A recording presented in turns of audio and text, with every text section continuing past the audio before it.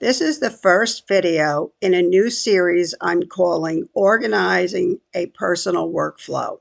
If you are a new author or anyone who may be overwhelmed with too many files, graphics, videos, not to mention your to-do list, then this video is for you. If you feel generally overwhelmed with having too much to do and not enough time to do it in, this video is also for you. First, we'll get organized. Then we will find, make, and reclaim time in your schedule to do the things you would rather be doing. I am an author now in retirement. I manage a home, family relationships, and a social life. I've gathered a lot of tips and tricks over the years for getting organized and getting things done. I published 2 how-to books and 8 of my 12 novels while still working full-time. So I know how to get things done. My goal in this series is to share these tips and tricks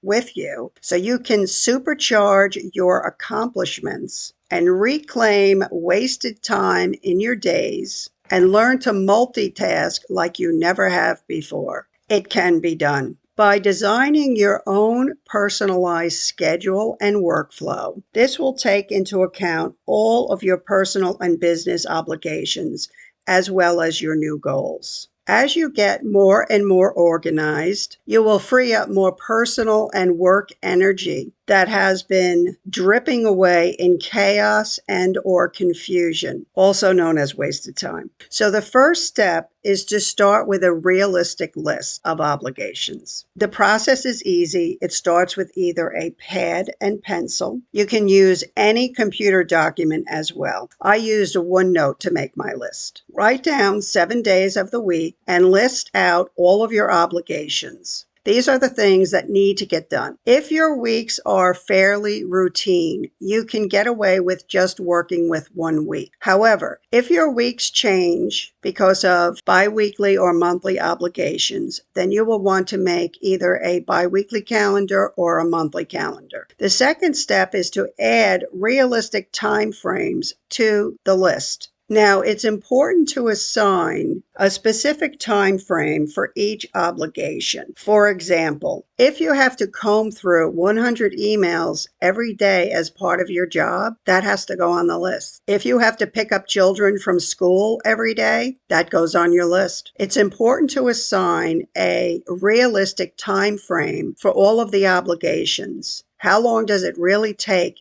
to accomplish each one? Sometimes, however, when it comes to assessing time, some of the things that we don't like to do, we tend to think that they take much longer than they really do. The process that we're doing here will ferret out all of those inconsistencies. If you go to the gym, put down the time it takes to go from door to door. The same with the grocery store. Door to door. Think of ways you can multitask each time you leave the house. This is a way to steal back time from your days. This way you have more time to write your novel or do whatever else you want to do. Do a grocery run on the way back from going to church or from going to a doctor's appointment. Don't let getting all dolled up to leave the house go to waste. Make sure you're doing more than one thing. Let this list percolate for a week or so. This wait time is suggested because there will be obligations that you forget to put on the list. And also you will be adjusting the time frames both up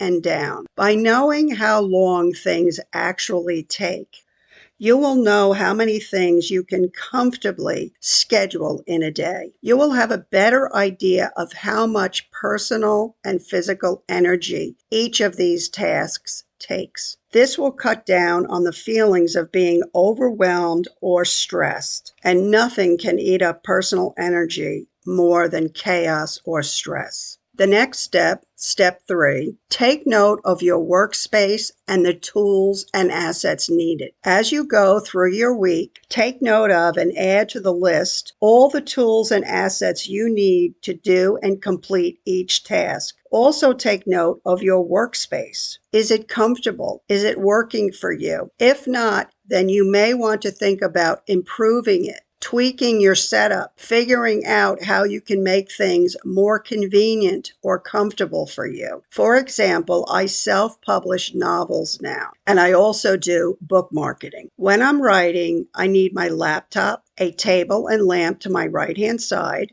I like to have my cell phone, my mouse and pad, a hard drive, a pad and pencil in case I want to jot something down, and I like to have a beverage, a water or a coffee. Knowing how to set up a viable workspace will allow you to work anywhere, and it will enable you to get up and running quickly and efficiently. Also take note of any tools or assets you need to do and complete all of the items on your list. By knowing ahead of time what you need to accomplish any task and how to set a workspace up, you will be able to do most of this setup on autopilot. Knowing things like the back of your hand frees up personal energy, so you don't have to use up valuable energy rethinking the process each and every time. This freed up time and energy will allow you to write more or do whatever it is you want to do. So the conclusion and takeaway for today is that you are well on your way from removing stress, chaos, and wasted time and energy from your days, organizing your own personal workflow, and reclaiming time to write or accomplish whatever else you want to do. In the next segment, I will delve deeper into the self-publishing process itself, and I will show you how to create actual workflows as well as procedure checklists so that you can check on yourself to make sure everything is done properly. If you do something every day, you don't need a checklist. But think of all of the things we do that we don't do a lot. We do it once a month or once every couple of months. These procedures we don't know like the back of our hands. A lot of energy is expended in reinventing the wheel each time. These organizational and procedural checklists that we will cover in the next installment will free you of the worry